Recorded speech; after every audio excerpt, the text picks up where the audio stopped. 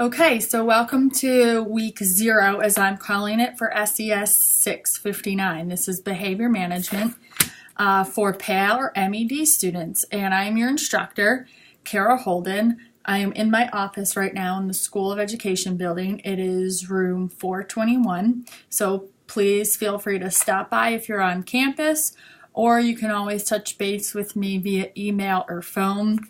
I have the syllabus out right now, so all my contact information is on this first page, and I'm just going to kind of go through, describe who I am, my role here at UNCG, and what you guys can expect from this semester. So let's start off. First, this is an online course, so for some of you that might be really easy, might be straightforward, you might enjoy being an online learner. For some of you, this might be your first time really engaging in an online course. And for others, you just might not really like online learning, and this is going to be a challenge. So let's keep a positive can-do attitude, and we can get through this together. Again, I am here in person to meet, touch base with you, whatever we need to do to make sure this learning experience is the best possible we can make it. So I'll start off with my background, a little bit of who I am. I graduated with my undergraduate degree as a dual licensure student from Syracuse University. I'm from Buffalo, New York, so that wasn't too far of a commute for me. And then I moved down to Raleigh, North Carolina, right out of Syracuse, and began my first year teaching in Wake County as a self-contained autism teacher for grades kindergarten through 3rd grade. Then eventually I transferred to Guilford County. I stayed as a self-contained autism teacher, grades 3rd through 5th, and then moved to being a resource teacher for a couple of years, kindergarten through 5th grade. So I've had my experience kindergarten through 5th grade in the self-contained world and the resource inclusion world. All the while doing that, I was getting my master's and started my PhD here at UNC Greensboro. I finished my PhD a year ago and have stayed here ever since. I really, really enjoy the program here, working with the faculty and working with the students, both at the master's and undergraduate level. So I've been teaching the behavior management course, this online course for graduate students, and then in-person course for undergrads for 4 years now. I thoroughly love behavior management, teaching it, problem solving it. I just look at every case as something new and exciting and a problem to be tackled and a challenge just waiting for us to get our hands on. So it's really exciting for me. Let's see, my research has been in self-regulation, so I just kind of keep this behavior management theme going. And then I've also supervised student teachers and student interns at the undergraduate and graduate level. So again, I focus on teacher preparation and behavior management and really enjoy doing this. So please come to me if you have any needs. Okay, so next, going over the syllabus. So like I said, I have it printed out here. It's posted on Canvas. Go ahead, go download it. As we go through this, pause this video if you need to so that you can go through this with me. One of your assignments this week is also to go through and read the syllabus, so make sure you have done that. You will see your assignments in the checklist online, which is also where you've gotten this video. So it's your week 0 to do checklist. Number 1 is read the syllabus and write down your questions. So as you go through, you might look at the outcomes of this course, the standards. There's a lot of standards. Go through those. You don't need to know them by heart, but it's really good to kind of get a foundation and idea of where this course comes from, the purpose of it. Then you'll see the learning assignments, which I'm sure you've already flipped to and have an idea of. So I've chunked them up into 4 categories. You have your learning assignments, which are reading and quizzes. And you can see the differentiation for course reading and quizzes for a total of 50 points. Then number 2 is your FABA BIT project. That's broken up and delineated into the FABA, the functional behavior assessment, and then the BIP, the behavior intervention plan. And you can see the points there. The assignment description is posted in Canvas in the Assignments tab, and I'll get your rubric to you next week. Number 3 is the classroom management plan.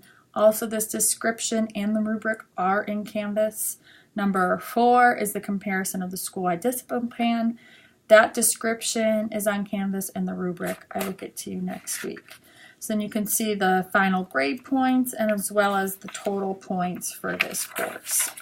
You'll see the required text, and I have them here to show you. I've sent the screenshot in a previous announcement, but I'll go through it again. You have your Alberto and Troutman text. If some of you were in the undergrad program here, you already have this book. I'm going to use it for the graduate students. It's a bit of a change from years previously.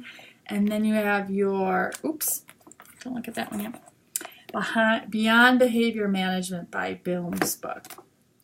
That's going to be just kind of a nice holistic view of looking at behavior management. It's more of the whole child aspect. Optional book is a brand new book by Simonson and Myers. Simonson has a terrific article which you'll read on the evidence-based practices of classroom management.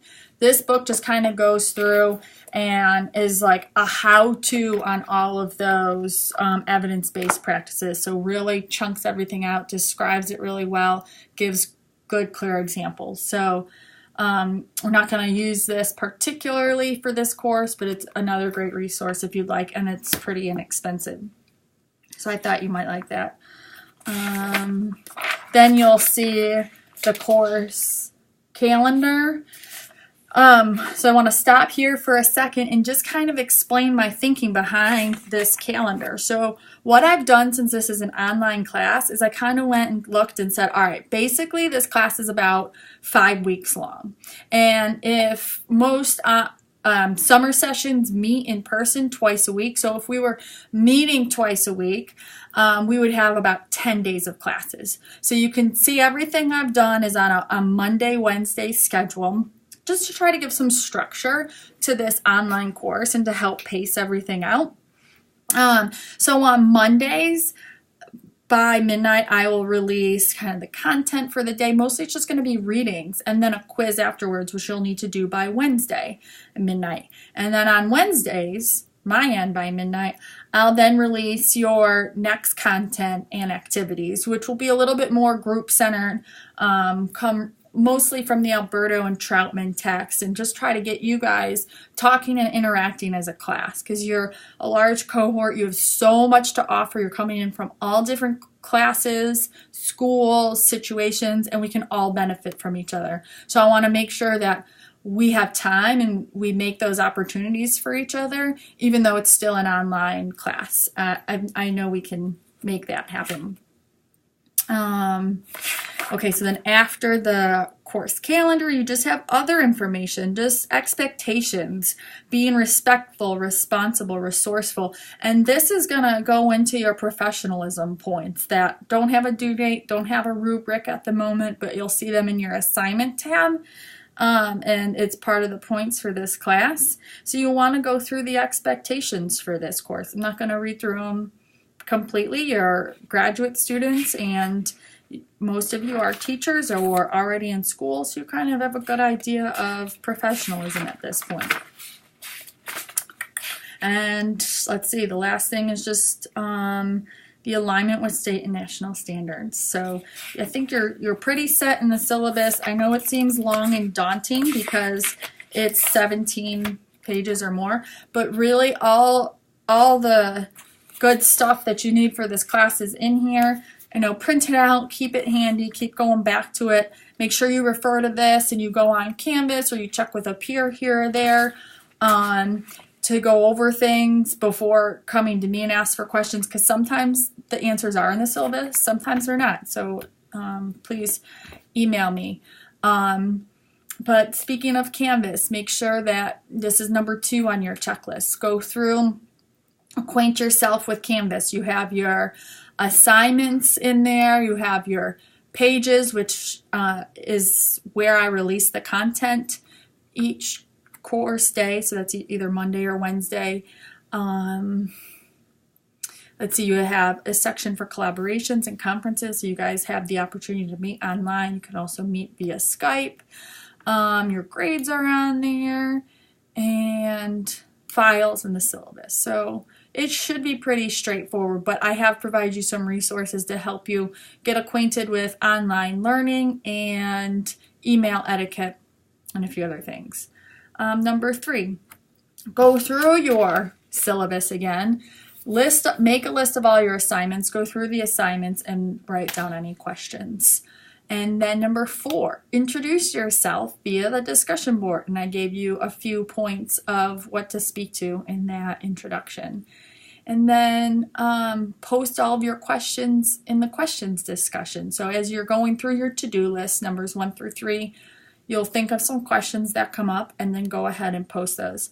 If you can, go ahead and respond to peers and answer their questions. I'll get to them when I can, but you guys might be online at different times. You see somebody's question and can answer it before I can get online, so go ahead and do that. I'll try to check it every Monday and Wednesday, but I'm not going to be checking it hourly or daily necessarily. If it's an emergency and immediate question, email or text. But for the week 0 to-do list, put all your questions in the discussion board. Thanks. And then number 5, get ready for next week. So make sure you have your books ready, and then you're also going to locate your school or a school's discipline plan. So go into the assignment tab, look at that assignment, and it's also written in your syllabus for more information on that. I've just repeated that I'll be in my office and online Monday from 9:30 to 11, so you can expect some communication from me then.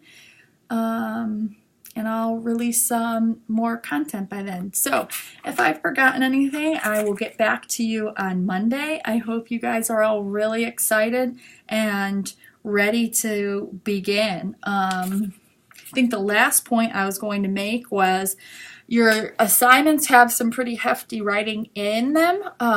At least 2 of them do. But this is not really considered a writing intensive course. This is more reading intensive, if you will, and making sure you know your material that you're reading. So that's why we have some quizzes, and then applying it throughout these various assignments. So hang in there, stay with it. This is going to get sticky and mucky, and probably the pressure will feel on since this is a summer session course, but I fully believe that we can all do this together. We have lots of resources. I'm one of them, the Writing Center is one of them, and then you guys as a cohort can be each other's resource. So please use each other as best as you can. And look forward to seeing you, talking with you all next week. Take care.